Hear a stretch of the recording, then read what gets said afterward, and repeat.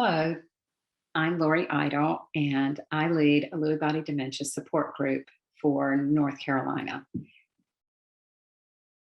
My father was diagnosed with Lewy body dementia about 9 years ago.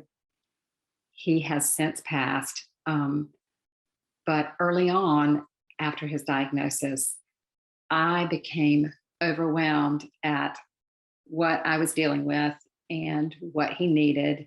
And I just needed general information. And so I searched for a support group and found there were none. There were no Lewy body specific support groups. So I reached out to Dementia Alliance because I realized they had Alzheimer's support groups. And that's how I found the wonderful people at Dementia Alliance. They offered several Alzheimer's support groups, and I attended one.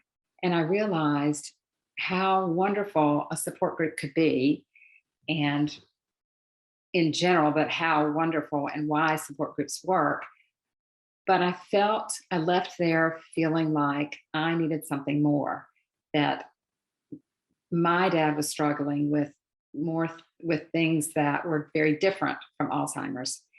And so I decided to start my own group. And through the help of Dementia Alliance and I took their facilitator training class and spread the word. And turns out if you build it, they will come. And I'm still doing it 9 years later, even though my dad has passed away. And every support group meeting we have, I come away with renewed respect. It's a humbling experience. It gives me life's perspective. It just is very rewarding. And support groups work because it's comforting to find other people who are going through what we're going through or what we have been through. And it helped. It helped me. I hope that it's helping other people. Back when I started it, my husband and I were not new to caregiving. We had cared for all four of our parents for about 23 years of my married life, of our married almost 36 years, through cancer and COPD, stroke with emphysema, and then Lewy body with my dad. And support groups work, all support groups work because it's comforting to be able to share with other people who know what you're going through. And there's a bond that develops and a comfort in knowing that it's a safe space to share your true feelings and get honest feedback and learn coping skills and be able to let go without fear of incrimination. And all of that is empowering. And one of the best things I did for myself and in turn for my dad. My dad and I had a kind of a rocky relationship, but I learned so much through being able to vent in a group, get suggestions of things to try in a group.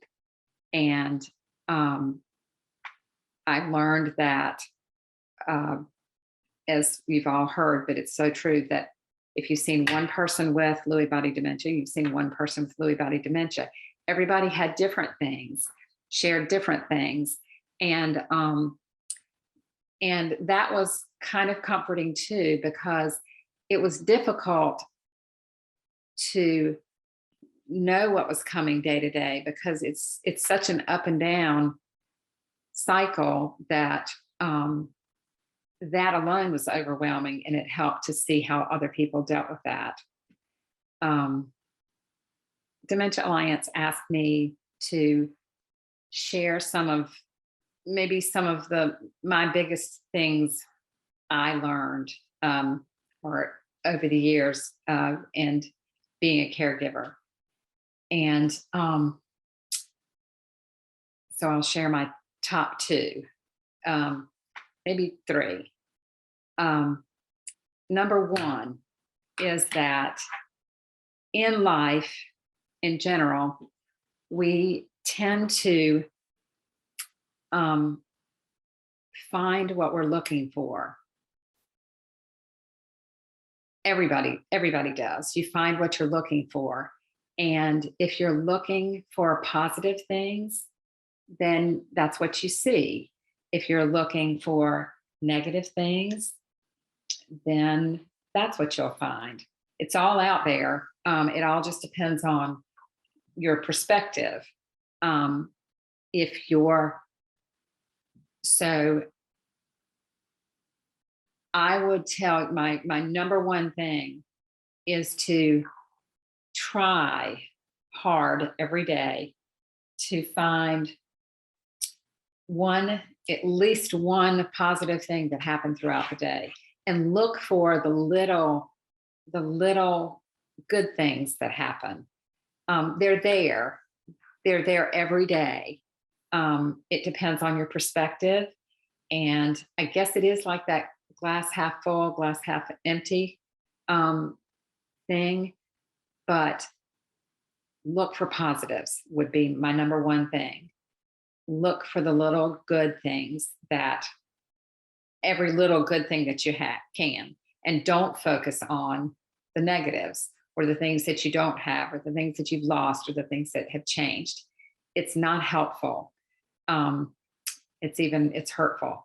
So, and hard as it is, look for the positives. And then my number two would be that little white lies are okay. I learned that originally, not caregiving for parents, but from my oldest son when he was 7. He came home in June one year, second grade. He was second grade.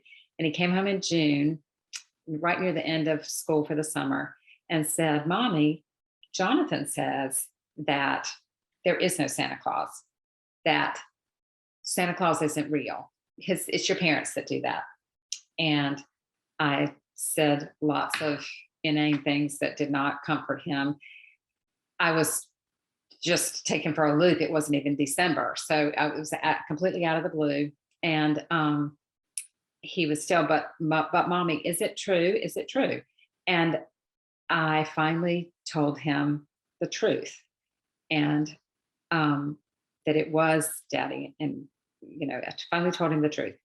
And the look on his face was as if I had stuck a knife right in his heart, and it crushed me. And I said, "Oh, honey, did you wish that I hadn't told you that?" And he said, he thought for a minute, he was very silent. And then he said, "I just think that sometimes little white lies are okay." And I learned it then, and I used it probably not much until dealing with my dad. And little white lies make everything better, or they did for me. I didn't do it all the time, but when he would get obsessed on one thing that I had tried many things to fix, and he was still impatient or he was still frustrated, and I wasn't doing what he wanted me to do because I couldn't do what he wanted me to do, or I had tried and that didn't work out. And a little white lie made him happy, made my life easier. If I said just something as simple as trying to find a fourth phone cell phone for him that he wouldn't be able to use. And I said, well, I've called and I can't find any more flip phones. And it was a fib, but it helped. And it let him know that I was trying, I was hearing him, I was trying to help him. And it gave me time to think of something else that would work, because no often doesn't work. And it made for a better day. And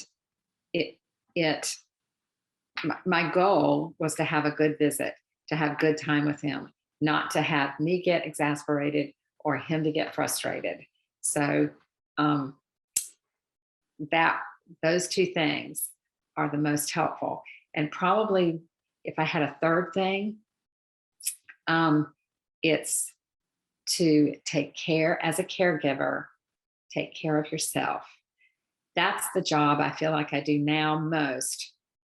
It's my focus in the support group is to remind caregivers that they are the most important aspect of their loved one's care village.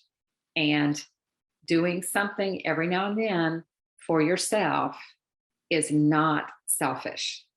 It's quite the opposite. It's exactly the opposite, because it recharges you and gives you a moment to take a breath and remember why you're doing what you're doing. And if you're not getting enough sleep and time to yourself is so important. It makes you a better caregiver, and your loved one directly benefits. So those would be my top three. And I thank Dementia Alliance for putting on this conference for all the Lewy body caregivers out there, because the support is growing, but we have a long way to go. Thank you to Dementia Alliance for putting this conference together. We are so appreciative of your help and support. Thanks.